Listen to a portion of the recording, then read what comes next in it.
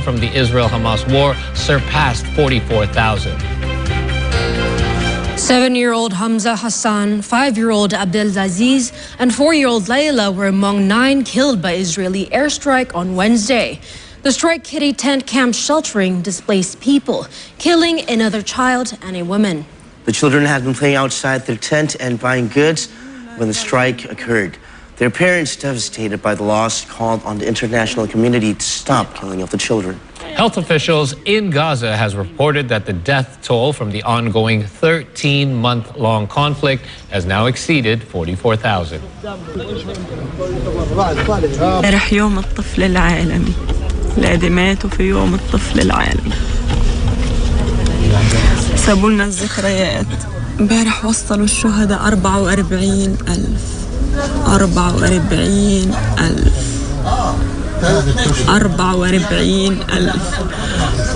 وقتاش بدهم يتحركوا؟ وقتاش بدكم تتحركوا؟ ايش العدد اللي برضيهم؟ وقتاش بدهم يتحركوا؟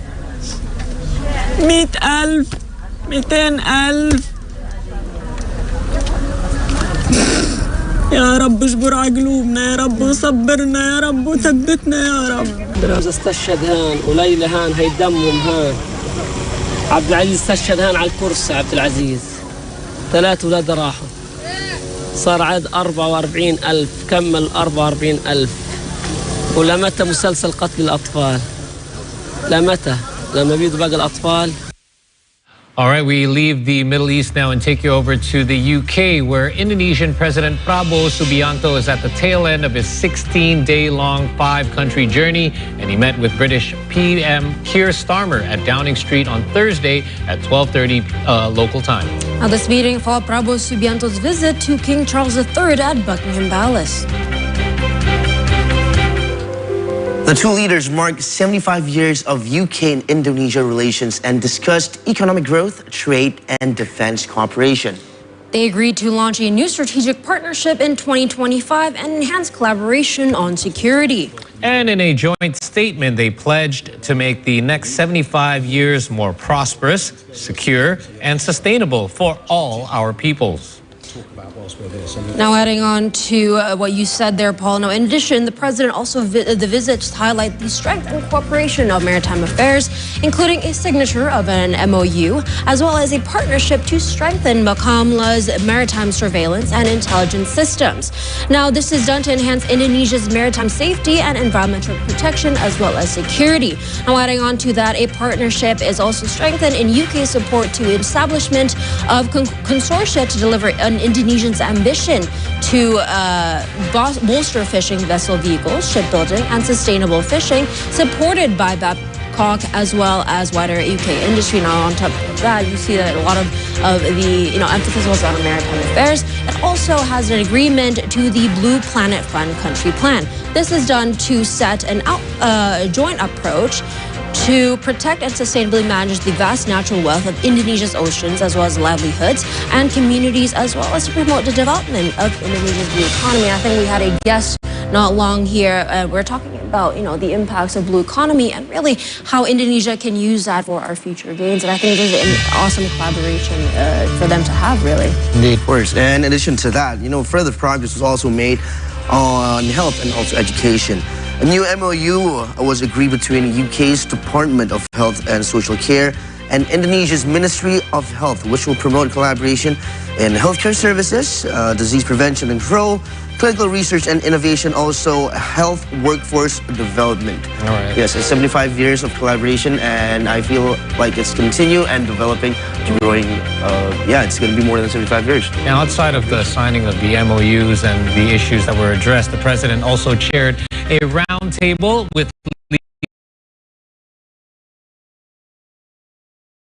leading UK CEOs, obviously about how foreign investment was to highlight opportunities to drive further growth. Continue to support new commercial opportunities, including through the IDR 60 to 80 trillion in loans or credit guarantees that are available from UK Export Finance to support UK businesses in delivering Indonesia's priority projects. So again, this is coming at the tail end of a 5-country journey for the President of Indonesia, and we hope that it has been a fruitful one. It looks to be so far after pending the APEC summit, the G20 summit, and now the tail end in the UK, and we look forward to receiving the President back here in Indonesia when he returns. And in the meantime, though, we'll head on. Speaking of Indonesia, we've got news from right here in our country. Yes, moving on to the next story. The Indonesian government collaborates to solve the online gambling cases here in Indonesia.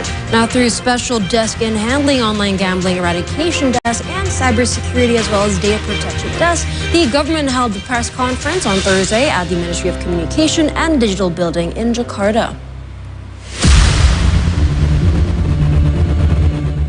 The Indonesian government has shared the progress of online gambling eradication as of November.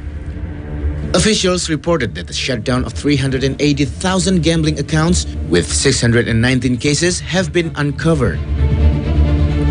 Judi online ini transaksinya kebanyakan cross border atau lintas negara, sehingga terkait dengan proses investigasi penegak hukum kita, baik itu Polri dan Kejaksaan, ini terus intens bekerja sama secara intensif dengan counterpart di beberapa negara lain, dan ini membutuhkan waktu, termasuk juga kerjasama, tidak hanya kerjasama bilateral tetapi juga multilateral. In her remarks, Communication and Digital Affairs Minister Mutia Hafid highlighted the need for collaborative efforts between banks and cashless payment providers. Kerjasama yang kuat dengan perbankan akan sangat dibutuhkan, karena sekali lagi nadi dari judi online ini ada justru di rekening atau aliran dana. Kita lihat di e-wallet, karena ini juga banyak pertanyaan teman-teman terkait e-wallet. Kami juga dalam kesempatan ini menggunakan waktu di depan teman pers juga untuk meminta kepada teman-teman e-wallet yang memang disinyalir platformnya dipakai. Meanwhile, Bank Indonesia Deputy Governor Juda Agung added that bank transaction can be traced through the BI Fast system, which also allows authorities to deny those suspected to be linked to gambling. Dan rekening itu juga di-share kepada Bank Indonesia, disampaikan kepada Bank Indonesia, dan oleh Bank Indonesia daftar rekening itu kemudian masuk ke dalam sistem BI Fast, ya, untuk memastikan bahwa begitu transaksi ini digunakan di dalam BI Fast maka akan ditolak.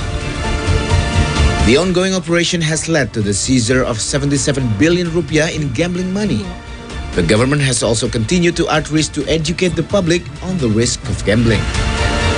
Reski Anasto, Lutfi Evan for Sit Today. Still on the same topic, an online gambling fugitive linked to the website W88 has arrived in Indonesia from the Philippines. Now, the fugitive, identified as Ahan, was formerly a regional manager for Indonesia who was tasked with collecting deposits from other suspects. Ahan arrived at the Soekarno-Hatta International Airport on Thursday under heavy security. His arrest was part of the investigation into W88 that kicked off in May. The police collaborated with their Philippines counterpart and immigration authorities in order to bring him in. Our results from the probe have indicated that the site had managed to generate up to 1 trillion rupiah in just 3 months. As of June, the National Police Anti-Gambling Task Force had arrested 18 suspects and shut down 2 other sites apart from W88, namely 1xBet and Liga Ciputra.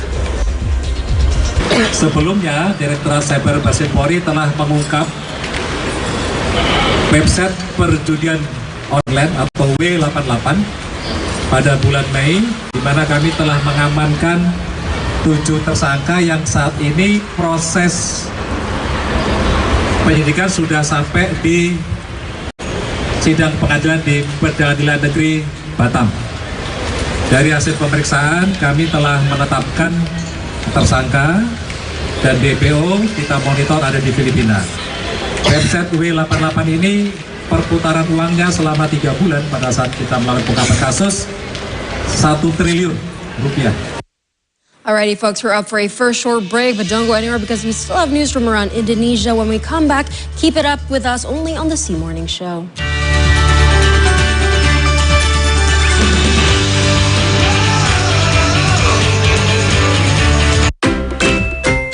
House of Blessing adalah rumah berkat. Jadi harapannya kita bisa menjadi berkat untuk dogi-dogi yang terlantar ini. Kita berikan second chance ini. Wadah di mana kami bisa memayungi atau memberikan keadilan bagi hewan-hewan ini, di mana kesejahteraan kehidupan mereka ini bisa terjadi di lingkungan kita ya, manusia gitu.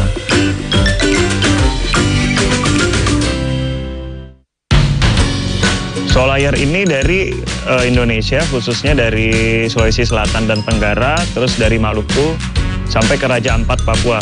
Untuk mama sendiri atau Polypterus ini dia itu cukup hardy sih. Jadi untuk range airnya sendiri bisa toleransi agak jauh. Jadi mungkin beberapa ikan cuma bisa di pH basah atau cuma bisa di pH asam. Dia bisa di pH sekitar 5 sampai 8 itu dia masih oke.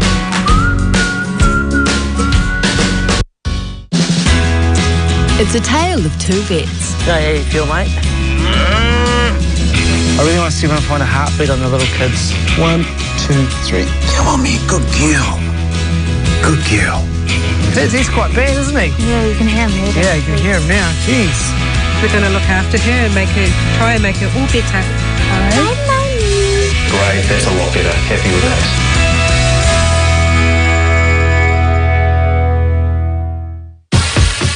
Dr. Lisa Chimes, and as an emergency vet, all right, sweetie, I've dedicated my life to saving animals' lives. Look at your messy face. Now I'm venturing out of the hospital to raise awareness about animal welfare and give mistreated and abandoned pets a new start in life. I'm going to match each orphan with a loving family, one pet at a time.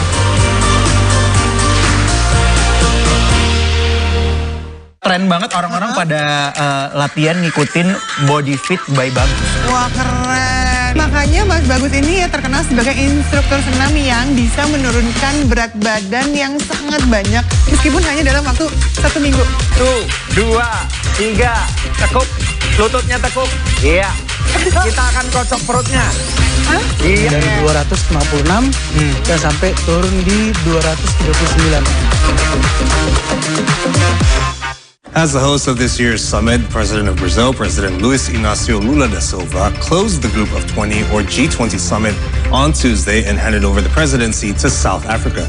Depois da presidência sul-africana, todos os países do G20 terão exercido pelo menos uma vez a liderança do grupo. Será um momento propício para avaliar o papel que desempenhamos até agora e como devemos atuar daqui em diante.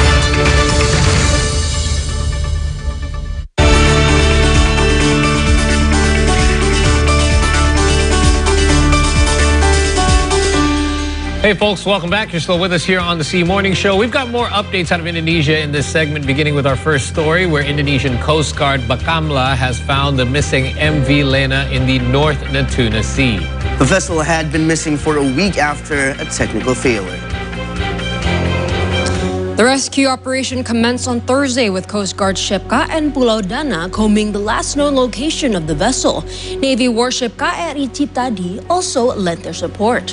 The ship was found off Natuna Regency's Serasan district, and officials helped the crew to call for technical assistance. MV Lena was bound for Kuching from Penang when its steering system failed on November the 14th. It was left adrift for a while before anchoring in Natuna. Kami dari KN Pulau Dana 323 berhasil menemukan MV Lena yang sudah 7 hari